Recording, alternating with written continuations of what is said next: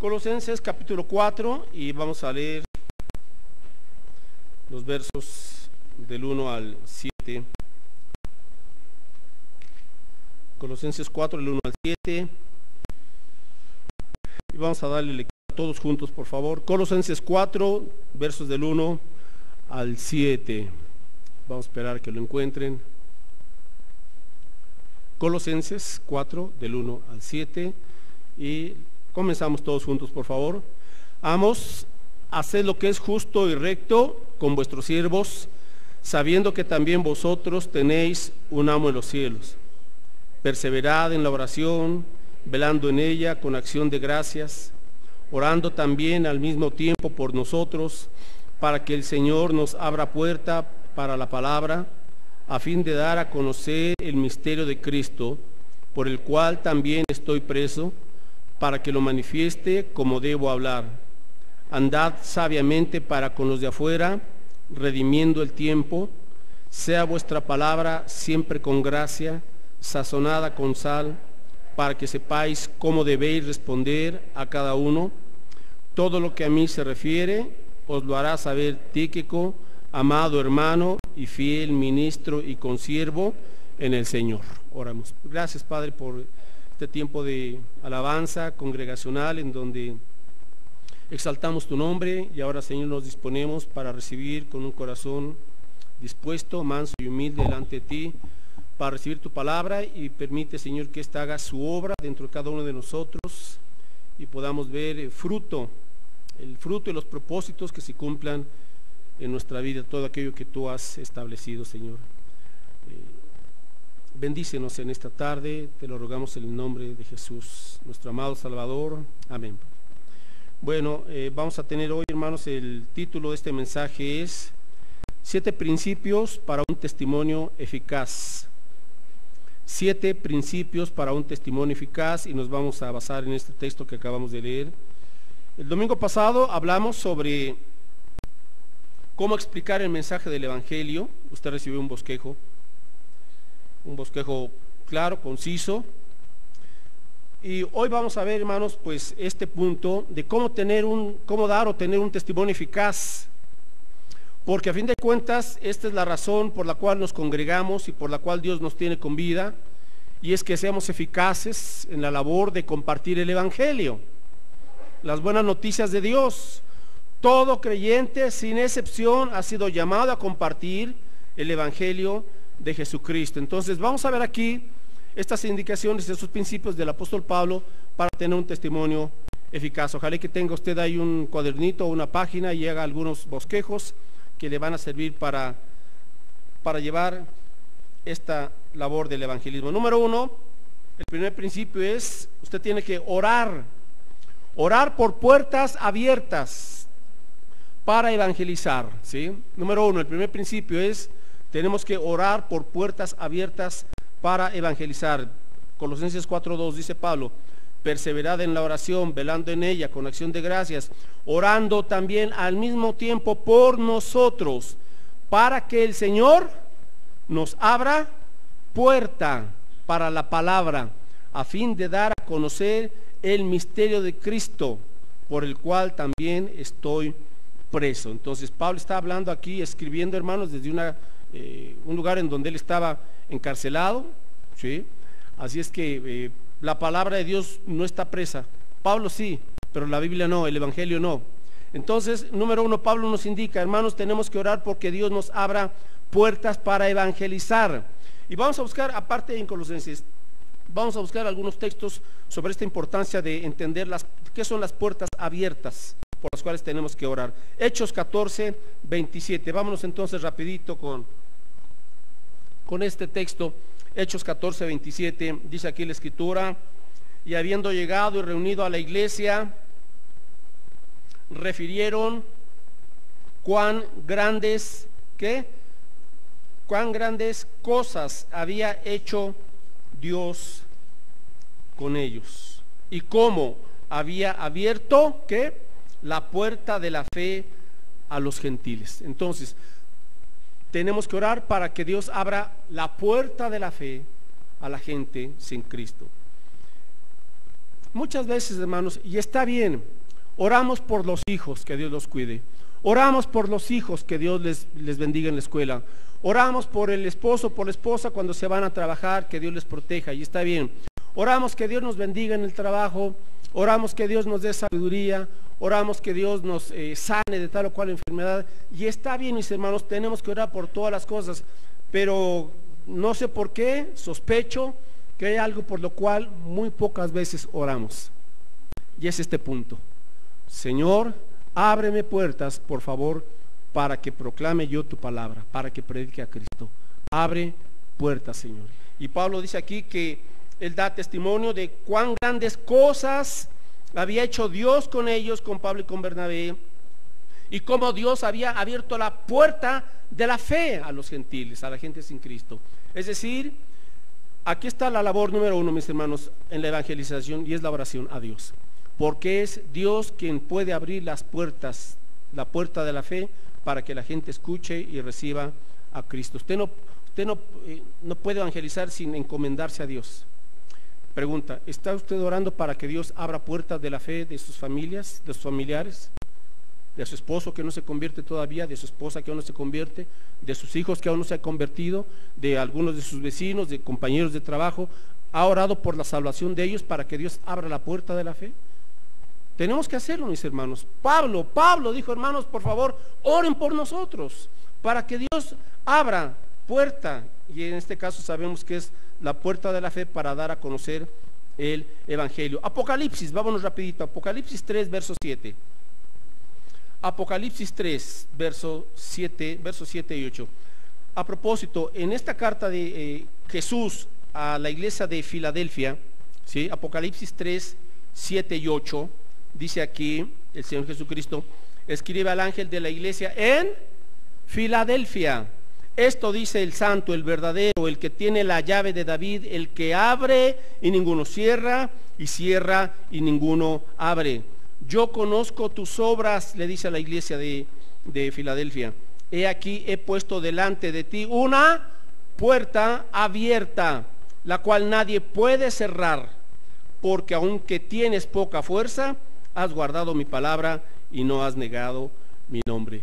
Qué interesante, hermanos. Yo particularmente pienso que estamos en la época de transición entre la iglesia de Filadelfia, que es la sexta iglesia a la que escribe Jesús, y la última iglesia. ¿Cuál es la última iglesia a la cual escribe Jesús?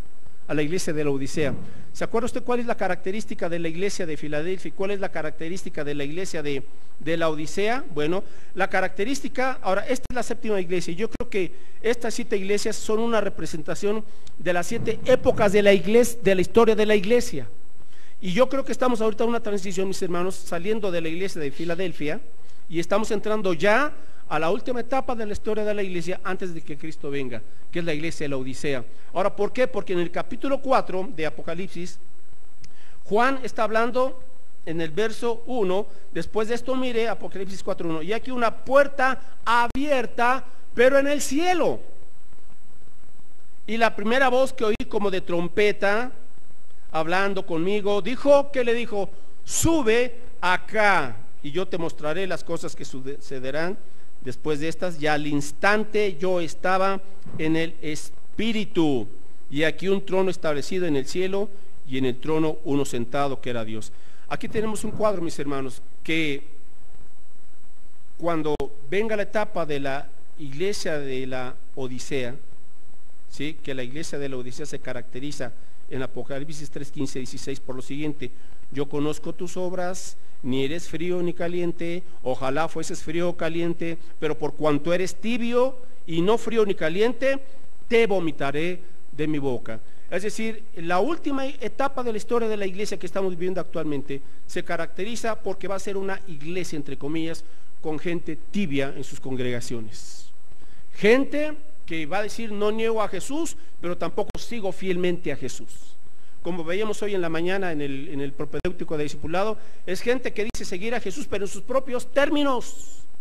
Ellos le dicen, Señor, sí te sigo, pero aquí sí y aquí no, te entrego esto y esto no. Esto primero y luego tú. Es la iglesia tibia. Y dice el Señor, a los tibios los vomito. Esa es la iglesia de la Odisea. Y yo creo que ahí estamos en esa transición, mis hermanos, saliendo de la iglesia fiel de Filadelfia, porque la iglesia de Filadelfia fue una iglesia fiel, para entrar a la época de apostasía en la cual ya nos encontramos, que es la iglesia de la Odisea, antes de que venga Cristo. Aquí tenemos un cuadro, Apocalipsis 4:1. Qué interesante que después de Apocalipsis 3, de la última etapa de la historia de la iglesia, se abre el cielo, una puerta en el cielo, y se escucha una voz que dice, sube acá. Ahora, aquí hay un tipo de Juan que es la iglesia, es el arrebatamiento. Qué interesante, cuando Cristo venga se escucha una trompeta y escucharemos del cielo los cristianos nacidos de nuevo, una voz que nos dice, sube acá, es el arrebatamiento. Seremos arrebatados para estar con Cristo por siempre en su presencia. Pero mientras Él viene, mis hermanos, estamos en esta transición. Ahora me enfoco en la iglesia de Filadelfia y le dice el Señor Jesucristo en Apocalipsis 3:8, yo conozco tus obras. Ahora aquí está hablando de sus hermanos fieles. He puesto delante de ti una puerta abierta. Ahorita, mis hermanos, todavía la puerta abierta para predicar el evangelio está así, es una oportunidad, no podemos desperdiciarla. Les comento, ¿sabe usted en Corea del Norte cuántos cristianos están en campos de concentración? 60,000.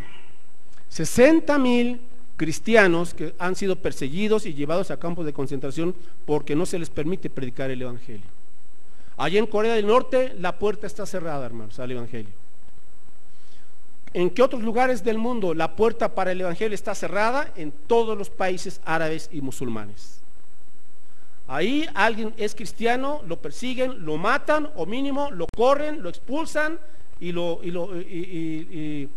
tiene que salir huyendo con toda su familia. Algunos países en África en donde ser cristiano les cuesta la vida, los decapitan. El evangelio no está abierto en todos lugares, mis hermanos. Y nosotros tenemos que valorar que ahorita en México el evangelio, las puertas para oír el evangelio están abiertas, pero no siempre va a ser así. Entonces tenemos que aprovechar estas puertas que están abiertas para predicar el evangelio. 1 Corintios 16:9. Tenemos aquí otro texto que habla sobre estas puertas abiertas. 1 Corintios 16:9. Dice aquí el apóstol Pablo, porque se me ha abierto puerta grande y eficaz, y muchos son los adversarios.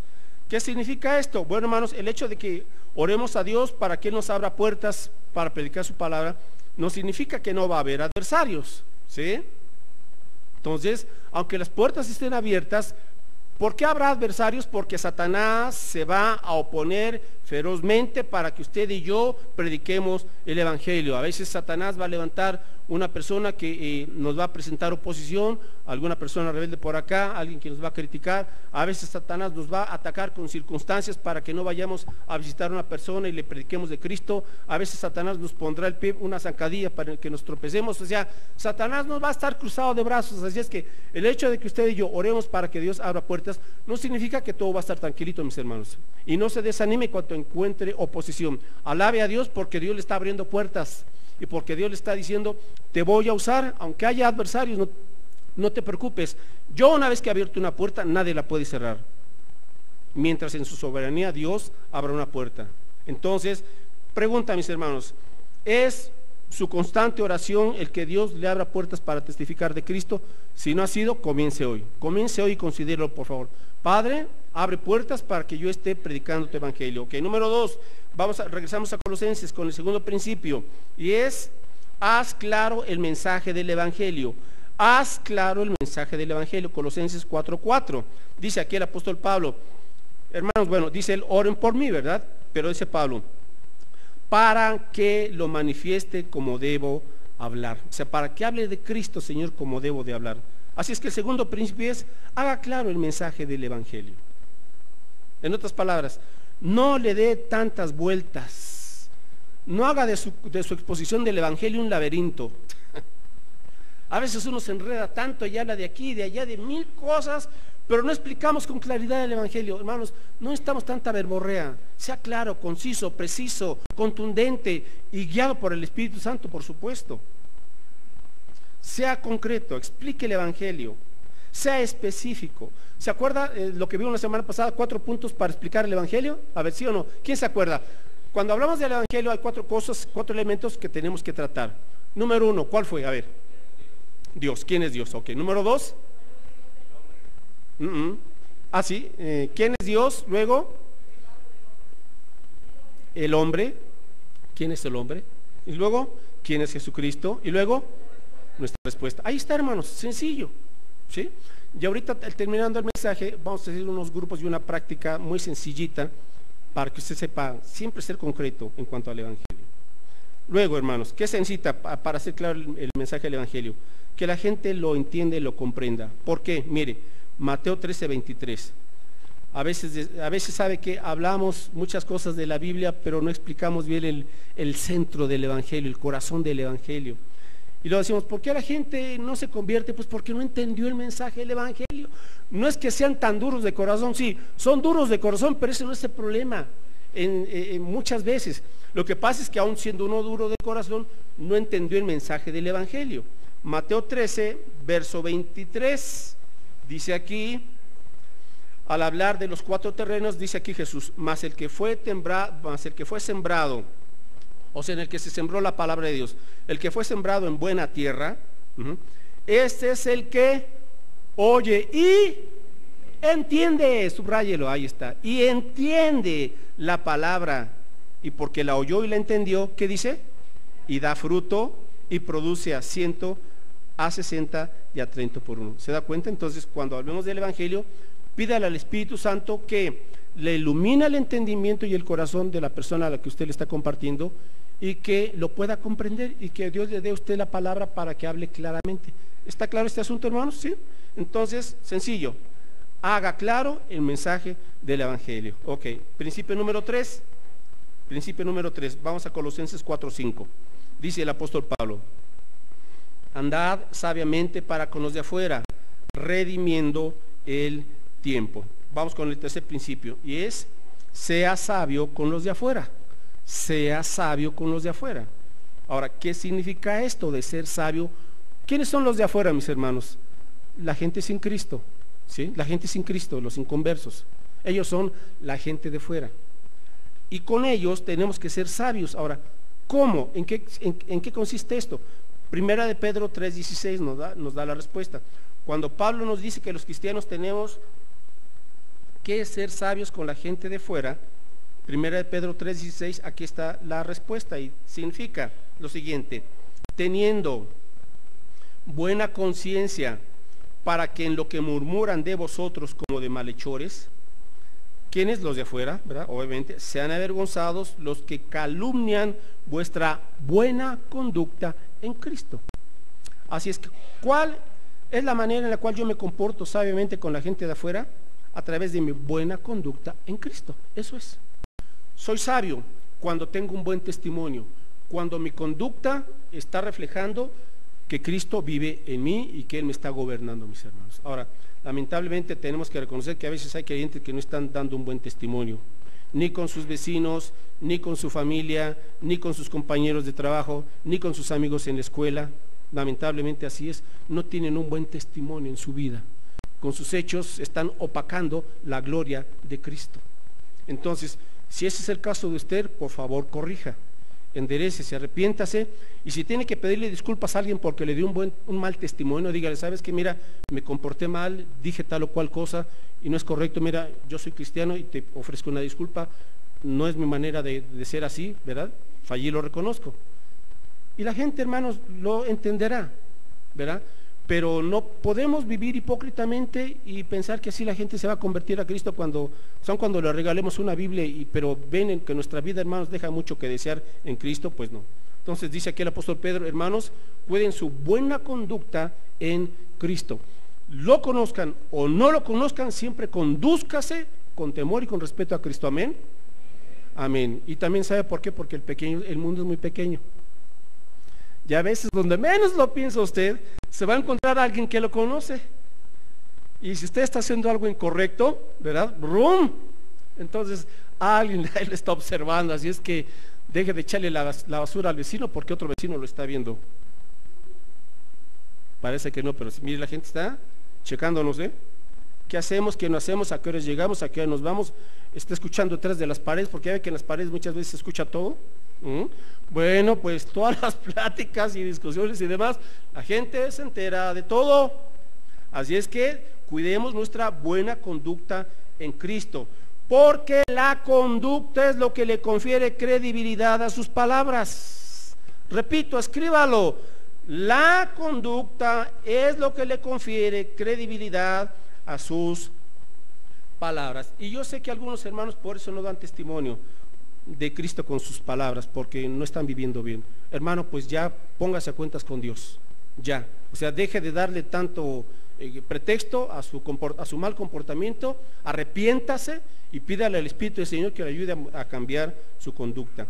Aplique la sabiduría de Dios a sus actitudes, a sus hechos, que sus decisiones sean sabias conforme a la voluntad de Dios. Ok, número 4, vamos con el siguiente principio y regresamos a Colosenses 4:5. Dice aquí el apóstol Pablo: andad sabiamente para con los de afuera, ¿cómo? Redimiendo el tiempo. Y aquí está el cuarto principio, escríbalo por favor, y es: aproveche las oportunidades. Aproveche las oportunidades. ¿Qué significa redimir el tiempo? Significa rescata el tiempo, rescátalo. Redimir significa rescatar, o en otras palabras, en nuestro lenguaje actual sería: aprovecha el tiempo. ¿Por qué? Hermanos, a veces convivimos con mucha gente, con el de la tortillería, el de la carnicería, el del periódico, el de la gasolinería, con la comadre, con el compadre, con los papás de los niños del colegio, con mucha gente. A veces pasamos cierto tiempo y a veces no les damos testimonio de Cristo. No les damos testimonio de Cristo. Estamos desaprovechando esas oportunidades. Quizás usted dice: para otro día le hablo mejor del Señor. Ahorita creo que no es tiempo. Y ¿sabe qué? No sabemos si Dios le va a permitir la vida a esa persona. No sabemos. A mí me han tocado 2 o 3 veces, y se los he comentado, en que por haberme esperado para otro día, esas personas murieron. Y lo reconozco, ¿verdad? Y le pido perdón a Dios. Y de ahí aprendí la lección, a que cuando el Señor me está dando una oportunidad, yo ya me quito el pretexto de decir para otro día, cuando haga mejor, cuando haga más sol, cuando haga menos viento, cuando no, ya, olvídese. Si Dios me está abriendo una puerta, vamos, predíquele a Cristo, predíquele de Cristo, compártale el Evangelio, viva con esa expectativa, con esa sensibilidad a la voz del Espíritu Santo, porque Él le va a guiar sin duda alguna para que le hable a tal o cual persona. Hermanos, aprovechemos las oportunidades mientras las tengamos. No desperdicimos el tiempo. Ahora, está bien, hermanos, tenemos que platicar, que conversar con la gente, claro que sí, escucharles, que el Super Bowl, que el gasolinazo, que que el huachicol, bueno, está bien, son las pláticas de todos los días, y pues ese es nuestro entorno, está bien, escuchemos, platiquemos, pero hermanos, también tenemos oportunidades para hablar de Cristo. Hablemos menos del huachicol y más del Evangelio, ¿verdad? Sí, hermanos, así es que no lo deje para después, por favor. Aproveche las oportunidades. 5. El quinto principio, Gálatas 4:6. Sea vuestra palabra siempre con gracia, sazonada con sal, para que sepáis cómo debéis responder a cada uno. Y aquí está el quinto principio: hable con gracia, hable con gracia. Ahora, ¿qué significa eso? Porque dice que tus palabras siempre sean con gracia. Observe, siempre con gracia, siempre con gracia, siempre con gracia, sazonadas con sal. ¿Qué significa esto? Que nuestras conversaciones sean agradables y cordiales. Sí, hermanos, agradables y cordiales.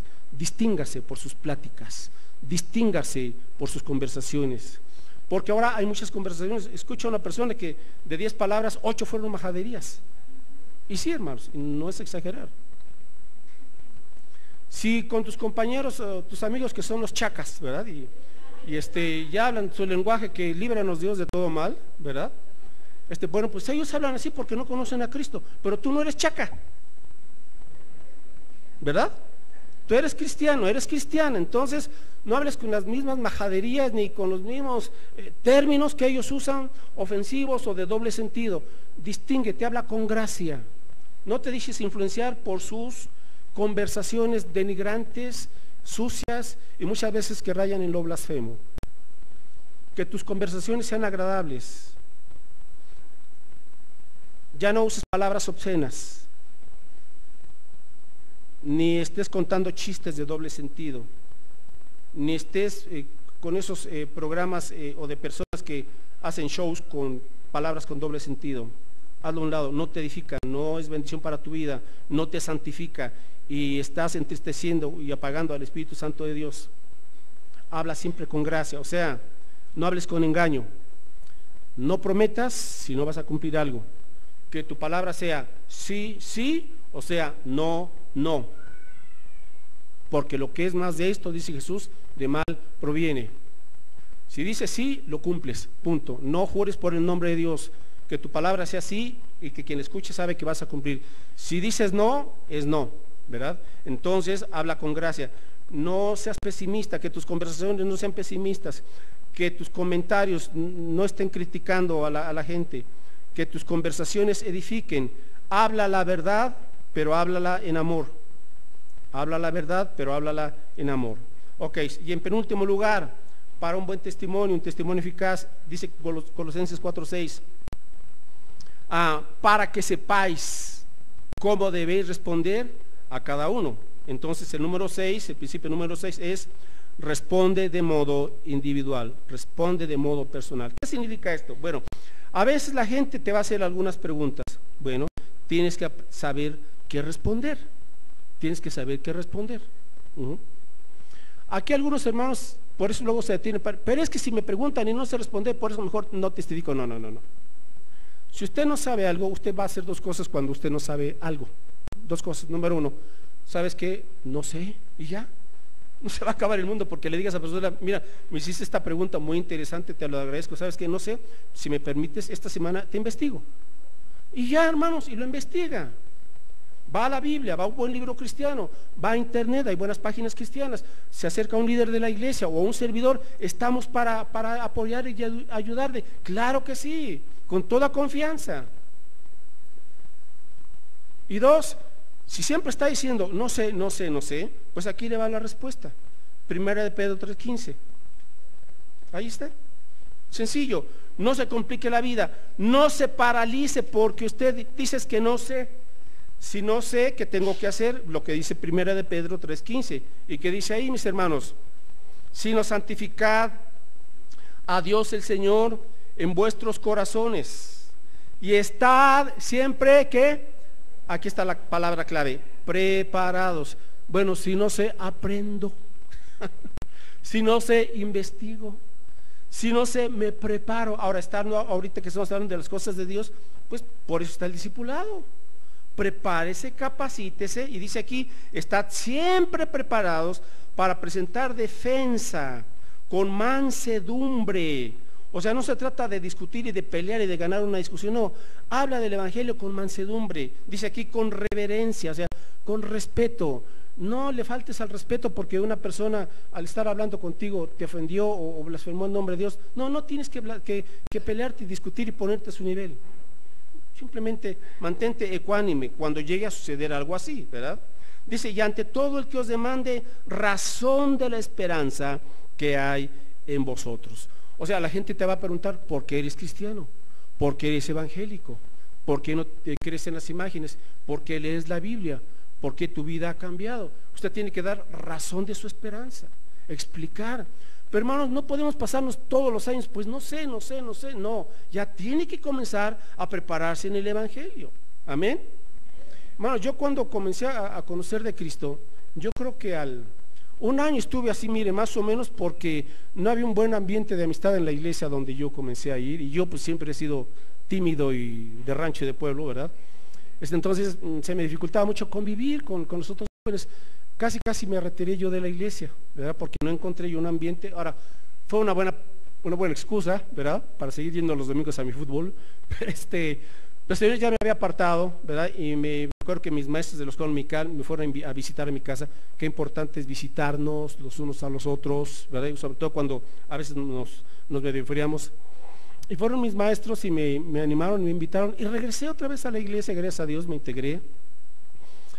Y después hicieron la invitación para ver quiénes querían ir a tocar puertas a las manzanas que estaban alrededor del templo. Y hermanos, yo sin saber mayor cosa, yo no sé, yo creo que fue el Señor, y yo me inscribí en un grupo para dar un curso casa por casa. Y comenzamos como 20. Después de 3 meses, ¿cuántos crees que eran? 1. Y ese era yo. No sabía yo mayor cosa del Evangelio. Después dieron un curso ahí de 2 horas y bueno, fui aprendiendo, haciendo mis primeros pininos. Y me acuerdo que la primera vez que yo expuse el plan de salvación ya bien entendido, fue con una señora como de 70 años, una vecina, ¿verdad? Dios puso en mi corazón hablarle, fui, le toqué la puerta, ¿cómo está, señora? Etcétera. Bueno, platicamos. Dice, sí, ¿qué quieres, mijito?